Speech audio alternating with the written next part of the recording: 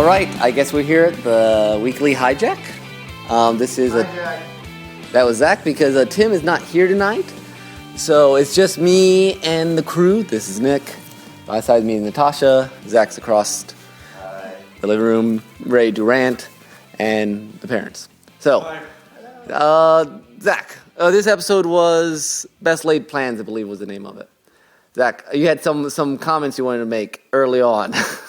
I just dislike the whole... Okay, now, I do admit that when confronted with a mistake, people automatically lie. That's like their base thing, people start to lie. So I get that Charming and Snow started with a lie. But I do not buy, and it is just not convincing to me, or not even not convincing, but just played out too many times that they do this over and over again. Like, it took them this long to go, oh, wait, we probably shouldn't have lied about this. Especially when this was a monumental thing in their life. It is tied directly with their child, never mentioned before, but tied directly with their child, and the lesson they learned from this was to be good people. Yeah. I get that you would lie right away, but it should have been like an episode they lied and then they fixed it right after. Or, you know, part of an episode and then they... I think I would have even taken it if they would have started lying and then just kept going that way and eventually turned, as opposed to every time they do something say, should we be doing this? The constant talking about it. Awful. I'm just... And they've just done it before. Yeah. We've had them... You know, she brought up the dark heart thing she saw when she killed her... Before they've said, you know, goodness is the way we should be. Yeah. We should do this, you know. So, hey, Dad, can you pause? For me, it just seems ridiculous that it would take them this long to go, oh, wait, honesty is the best policy. Now, I will say, I have your same thing with that and a few other minor things, but generally, I thought this was a really good episode in the general sense. It was better. What they did well, I love the sorcerer and the story guy is good. And I like the fact that... Maleficent has been a really good character. Yeah. They could have left Ursula and...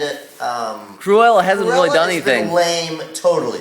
They could have not had Cruella in it at all and just had Ursula and I did enjoy that this episode, they basically... Maleficent says, you only brought those two to get me. I mean, kind of like... Yeah, which is why I would ask the writers, why did you eat? You just got them into... I mean, really, they were there because you got to make a preview with these three new... I mean, really, they haven't done much. And I think Ursula had much more potential as a character than they gave her. Yeah. I think they gave her a rehashed story. And Cruella is a lame bad person in a magical land. Yeah. I mean, yeah. She's not a bad person with dogs. She's a lame, magical bad person.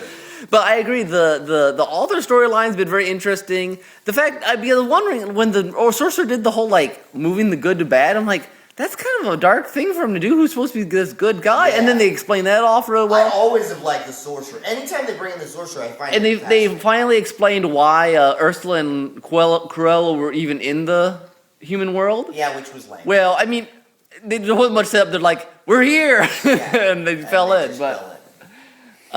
Which actually, though, maybe the author did something to get them there at that time. Just make more. Then would make some, that we might see later on. And I like the fact that the author's really not very trustworthy at all. You know, we've been playing on this idea that the author's good. And then suddenly we're like, oh, he just got out for it. They said it's a job, and it started off as someone just recording history. Yeah. And this guy changed though I still, it didn't make a lot of sense to me that they said...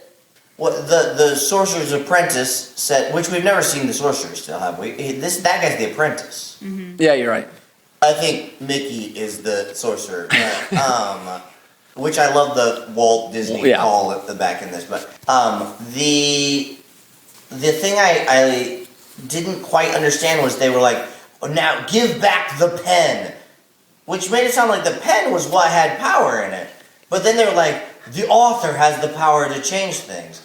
To me, Even just if they'd taken out the line about giving back the pen, because it made it sound like the pen is the magical thing. Maybe he's like giving up your badge to the police officer. You know, it's your... I think they're going to have something with the pen. Maybe. Later. Yeah. Which then is just, to me, is slightly confusing. Natasha, any thoughts from the episode? No, not on the spot. Let's see. Gold apparently seemed to have something wrong with him. I think. And the preview has him in the hospital. Well, because I was watching that scene with Belle, I'm like, there's something off about this. And he's just seemed really haggard this season, honestly. I mean, just his look. He looks even more kind of beat down. And it's probably on purpose. Yeah, the Maleficent, the flashback at this time worked really well generally. I don't know how they didn't know that the egg was... That's a flashback that we haven't had recently that gave you something of the story you needed to know, which was the sorcerer or the authors. I'm a little skeptical that they wouldn't ever have guessed that there was a baby in the egg. I mean, like they're like, it's a baby. Like, yes. Yeah. No, but I kind of get the whole like Snow's a very overprotective, wants to do best for a kid. So I kind of buy the like I will just change, but it just seems kind of dangerous to agree to making your daughter good by making someone else completely evil. Yeah, I mean, but Snow does that. I mean, this is within a character. In this part of the season has taken Snow and Charming outside of what their characters most naturally really are more natural at doing, and it just doesn't feel right. It doesn't work very well. It would make more sense to me if Snow was doing it and Charming was like always hesitant. Like I don't think we should, and always, but he's always just like, okay, let's go do this. I do think his idea to burn the page made some sort of sense. That was one of those times that did. Yeah. I'm like, okay, that's kind of bad, but we can go with that. So Lily is Maleficent's daughter, so we'll have some sort of search for her. And that's a great tie. That's interesting. That's a nice tie-in. I think that's a really neat thing in a bigger story that they've done. Yeah, the other things are nice, and I don't understand why they're bringing back the Wicked Witch next. Yeah, apparently previews. I mean, that was a decent plot line, but the Wicked Witch one, yeah, it was. But maybe it worked fine. It's just like what already? That was all genius. See, now that's what I mean. Like last week when Ursula's storyline to me was just lame, and it was just a rehash of where the Wicked Witch turning green because of envy. Yeah, was so creative. Yeah, they did nothing creative with Ursula. It was a lame story where they did something really neat that nobody had thought about. For the Wicked Witch. Let's see. And can we just run over Cruella with her? I sometimes wonder whether Cruella's just break and like do something like. My guess is they still have some end plan for her, and that's why she's just hanging around until she does something. Because they got to do something with her. It just disappears. It's just weird. A dog come up and piddle on her leg. Henry, I liked Henry playing and his mom doing the fake page and stuff. That was a nice little thing, But it was generally pretty strong episode, despite her complaining about the Charming. Mention how we were talking earlier about how much Maleficent's outfit is just genius. Yeah. I mean, the wardrobe department whoever decided that, it was a great idea. Yeah, she's fantastic. She's a smooth criminal, so. It's awesome. She looked good last week too. Yeah, she was the same. Yeah, it's the same outfit. Is it from last week? I thought it was the same outfit. It's a similar type. Or if not similar. When this episode started, I was like, look, she's changed clothes. Which they never did with Elsa and the whole season. Yeah. You know what was funny though? I just saw going back to Elsa and Anna, I just saw on the internet somewhere that this fan or somebody created some 3D renderings of what Elsa and Anna would look like if they were real from the cartoon. Yeah. They look just like the actors they had. I was like, they did this already. They did this. I'm not really sure why August had to fall asleep for the whole episode and wake up. I guess just so they can't get any info out of him till the end. So it's a nice reveal. I mean, I like August.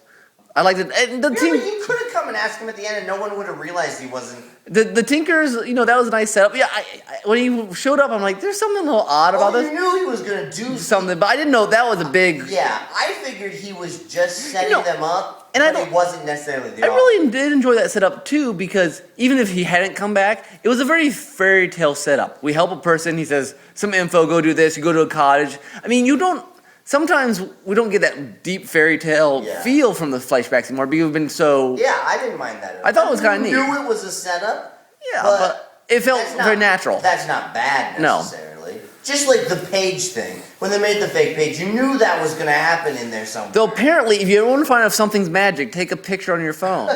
And if there's though the gleam, maybe that was coming out of the door. Maybe the author was trying to communicate. Okay, that makes more... That does make a lot more sense. Well, what doesn't make sense is the fact that... What's-her-face? What's the... Emma's name? Oh, Regina? Regina didn't look at the picture she took.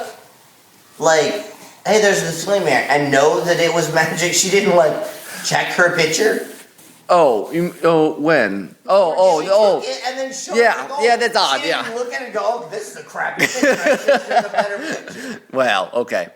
Or does magic develop later in photos? I wonder if it was the author trying to communicate, because then we saw that later. Because at first I'm like, okay, I can just take pictures of things to see if they're magic. It'll be interesting in the next episode, a couple episodes, to see this Gold. I mean, and we get the sense that Gold doesn't know anything about the author either. Yeah. So it'll be interesting to have this author that may be bad for all of them.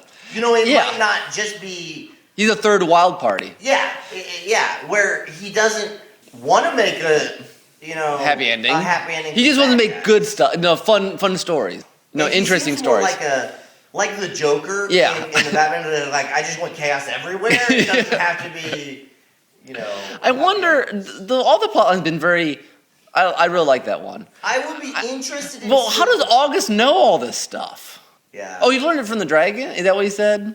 He did a lot of research into all this stuff eventually. What'll be interesting to see if the next part of the author's story stays consistent, though, because they've worked on this assumption that the author is the one who created their happy endings. Yeah. Well, how did, this switch of badness and goodness, happy ending, he doesn't seem like he's into happy endings. You feel like he just wants to tell good stories in some ways. Interesting. Yeah, but there is this sense of there are happy endings. Yeah. And so how consistent will that be? And it's actually a nice answer for the, whether it's free will or predestination. He basically just, you're doing what your choice is, and he just kind of makes little tweaks. Throws some things this way and that way. All right, well, I better end. I think we're hitting timing. Last comments from anyone? It was the Nick and Zach show today. That's after any show we watch. Yeah, this is how Zach and I talk about anything we see. Yeah, whether the mic's on or not. So. Back 30 years. All right, well, I guess that's it. Talk this loud no matter what we're recording. All right, well, I guess that's it. Hope you enjoyed this weekly hijack. I guess it'll be 2 weeks from now where we have another Once Upon a Time. Happy Easter. Bye. Bye. Bye.